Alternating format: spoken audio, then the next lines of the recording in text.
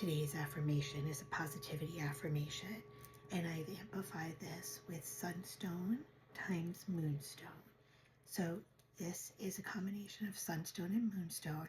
They're naturally formed in India, and this helps you stay in your light.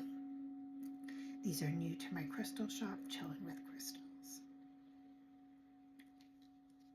Being happy is easy for me.